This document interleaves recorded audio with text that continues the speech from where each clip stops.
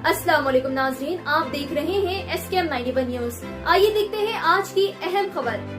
ईद मिलादुन नबी को नजर में रखते हुए commissioner of police Hyderabad Shri Anjani Kumar IPS ने सालार जंग म्यूजियम में हैदराबाद के उलेमा और मशाइकीन के साथ एक इजलास की, जिसमें अंजनी कुमार ने आवाम से अपील की कि मिलाद जुलूस को बहुत अदब के साथ मनाया जाए। देखिए ये रिपोर्ट हमारी नुमाइंदे जाफर की है। खास रिपोर्ट पेश है SKM 91 न्यूज के editor in chief Ishtiaq Ahmed, मैं हूं Hanan Fatima, bureau report SKM 91 news.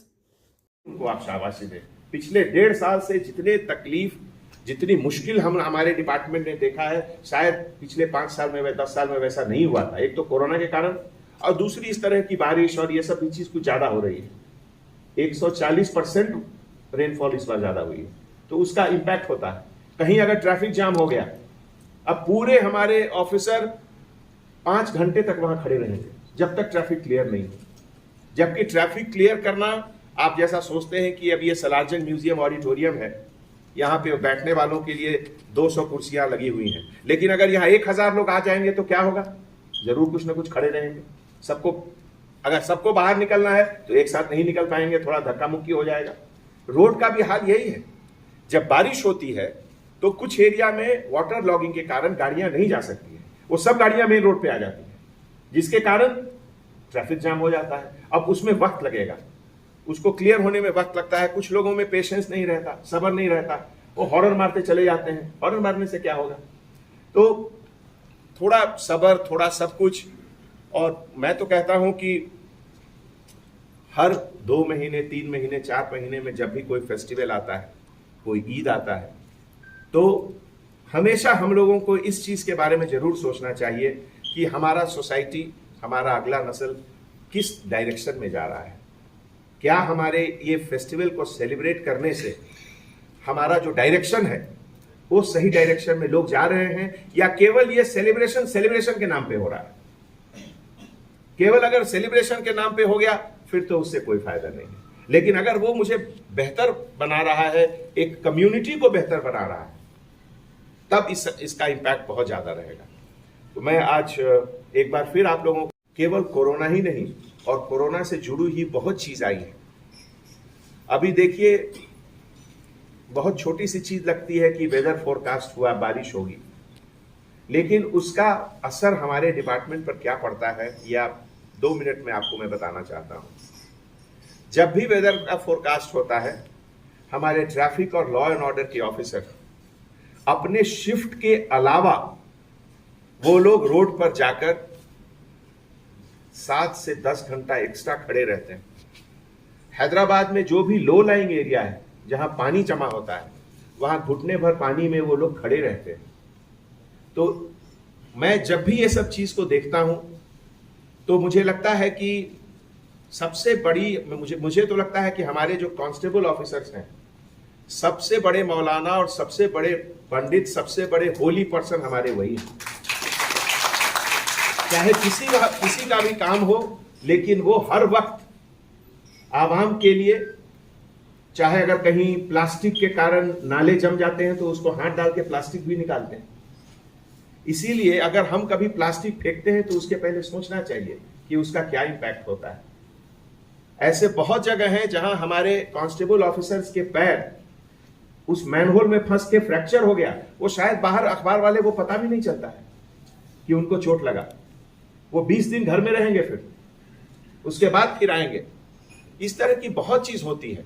बारिश होना बहुत अच्छी चीज है, मैं ये नहीं कह रहा हूं कि बारिश नहीं होनी चाहिए। बारिश होना तो ऊपर वाले का रहम है, बहुत अच्छी चीज है। लेकिन उससे जुड़ी हुई जो चीज है, जो हम लोगों को चैलेंजेस देती है, उसके बारे में सोचिए। और इसीलिए मैं हमेशा कहता हूं, मैं यहां सभी हजरतों से ये गुजारिश करता हूं कि आपके रहम और आपकी मुस्कुराहट से हमारे कांस्टेबल ऑफिसर्स को बहुत रिवॉर्ड मिलता है।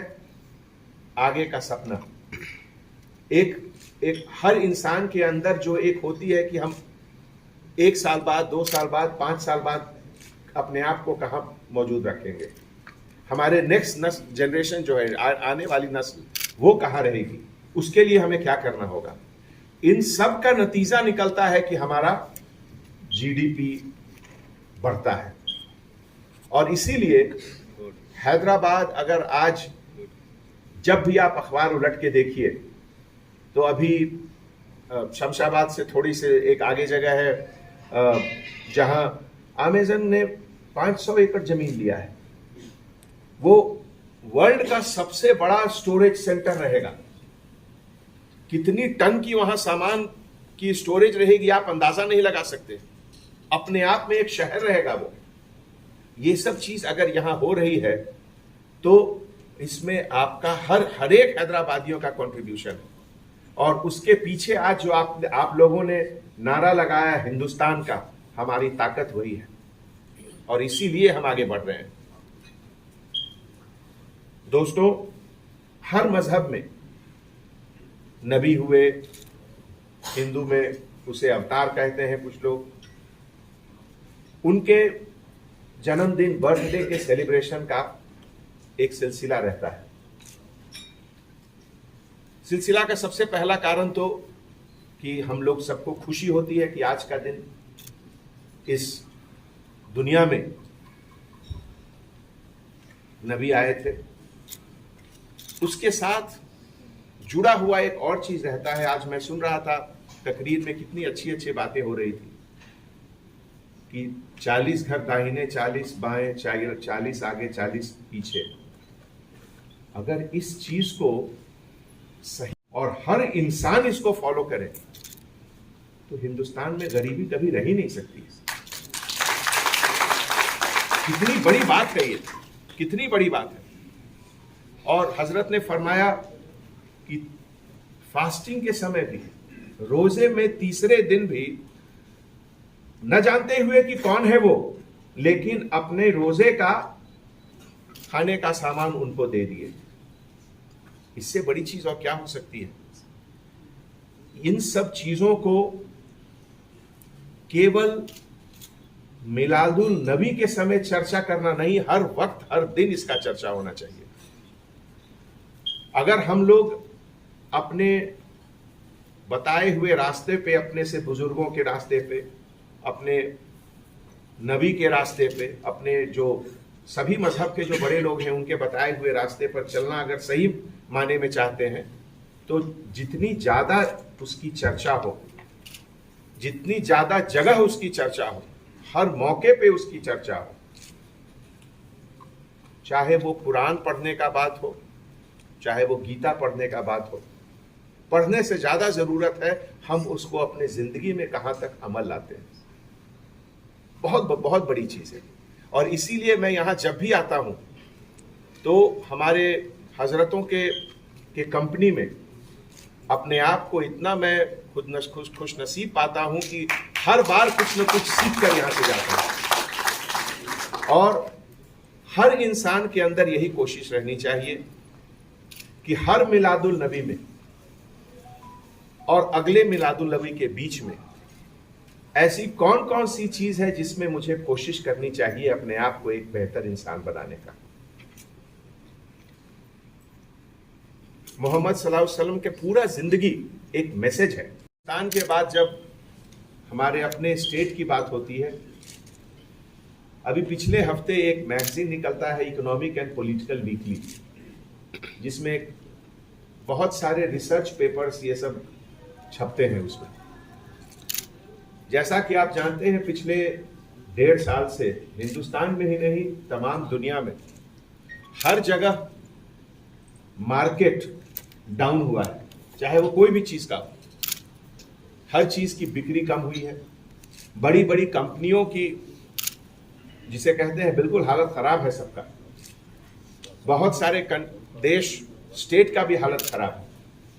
लेकिन आप लोग को ये जानकर खुशी होगी कि एक कहते हैं GDP growth rate, total state के सभी लोग मिलकर जो प्रोडक्शन कर रहे हैं, जिस किसी भी फील्ड में हो, जो एग्रीकल्चर में है वो एग्रीकल्चर का कर रहे हैं, जो फैक्ट्री में है वो फैक्ट्री का कर रहे हैं, जो सर्विसेज दे रहे हैं, जो सर्विसेज सेक्टर जैसे हॉस्पिटल में जो काम कर रहे हैं, जो सर्विस, सब मिलाकर एक जो प्रोडक्शन होता है जिसको ग्रॉस डोमेस्टिक प्रोडक्ट कहते हैं। तेलंगाना का जीडीपी पिछले 1 साल में 12% ग्रोथ रेट रहा है, जो कि हिंदुस्तान में नंबर 1 है।